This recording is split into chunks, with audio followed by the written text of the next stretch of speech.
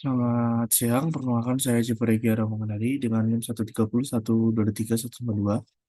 Dan di sini saya akan menjelaskan salah satu tugas yang merupakan salah satu tugas untuk mata kuliah manajemen proyek TIK. Nah, ada ada 6 poin yang akan saya jelaskan, yaitu yang pertama, eh, manajemen proyek TIK itu apa sih? Nah, manajemen proyek TIK adalah penerapan pengetahuan, keterampilan dan teknik untuk merencanakan, melaksanakan, memantau, dan menyelesaikan proyek teknologi. Nah, proses ini bertujuan untuk mencapai tujuan spesifik dalam waktu dan anggaran yang telah ditentukan. Seringkali terkait dengan pengembangan sistem informasi, aplikasi, perangkat keras, atau infrastruktur jaringan. Lalu yang kedua adalah eh, apa sih perbedaan proyek dan operasional itu sendiri? Nah, untuk proyek itu bersifatnya sementara. Jadi untuk proyek itu memiliki awal dan akhir. Nah, untuk proyek sendiri juga memiliki karakteristik yaitu unik, yaitu dia bisa menghasilkan produk atau layanan yang baru. Nah, untuk fokus dari proyek sendiri itu adalah mencapai tujuan yang spesifik.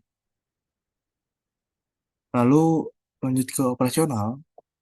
Operasional sendiri adalah suatu kegiatan yang berulang dan berkelanjutan. Jadi tidak ada awal dan akhirnya. Lalu ada menghasilkan produk. Nah, ya, hal ini sama seperti project, yaitu menghasilkan produk dan layanan.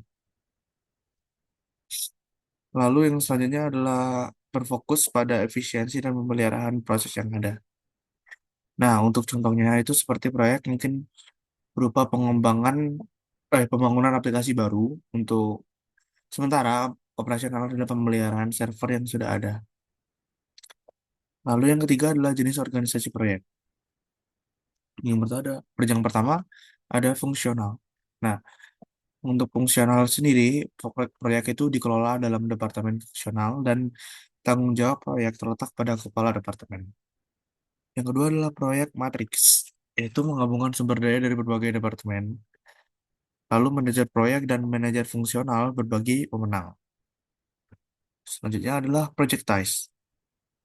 Nah, untuk projectize sendiri, yaitu organisasi berfokus sepenuhnya pada proyek dengan manajer proyek yang memiliki kendali penuh.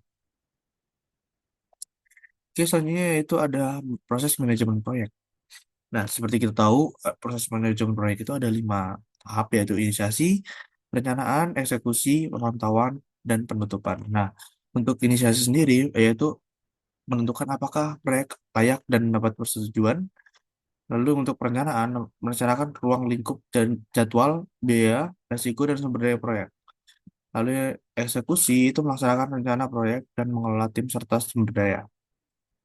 Lalu ada pemantauan, yaitu mengawasi pelaksanaan proyek agar sesuai dengan rencana. Yang terakhir adalah penutupan, yaitu menyelesaikan semua aktivitas proyek dan menyerahkan hasilnya. Lalu, nah di sini ada sertifikasi yang bisa diambil, yaitu di sini ada 4. Yang pertama adalah PMP atau Project Management Professional. PMP sendiri merupakan sertifikat internasional yang diakui secara luas di bidang manajemen proyek. Yang kedua adalah Prince 2, yaitu Project in Control Environments, yaitu kerangka manajemen proyek yang difokuskan pada pengendalian proyek dari awal hingga akhir. Yang ketiga adalah CAPM, yaitu Certified Associate in Project Management, yaitu sertifikasi untuk manajer proyek pemula yang ingin memahami dasar-dasar manajemen proyek. Yang terakhir adalah CSM, yaitu sertifikat Scrum Master. Nah, untuk CSM ini sertifikasi bagi mereka yang ingin mengelola project agile menggunakan metodologi Scrum. Lalu, tools apa sih yang bisa digunakan, yang dibutuhkan? Nah, untuk dalam manajemen proyek ini, yang pertama adalah Microsoft Project. Nah, untuk Microsoft Project sendiri merupakan software manajemen proyek yang digunakan untuk merencanakan, mengatur, dan memantau proyek. Yang kedua adalah Jira. Nah, Jira sendiri adalah alat untuk mengelola proyek yang berfokus pada pengembangan perangkat lunak menggunakan metodologi Agile. Yang ketiga adalah Trello. Trello merupakan platform visual berbasis Kanban untuk manajemen tugas dan kolaborasi tim. Yang keempat ada Asana, yaitu aplikasi manajemen proyek untuk melaksanakan melacak pekerjaan, menetapkan tugas, dan mengelola proyek secara kolaboratif. Yang terakhir adalah Smartsheet. Smartsheet ini merupakan platform kolaborasi dan manajemen proyek yang fleksibel dengan antar muka seperti spreadsheet.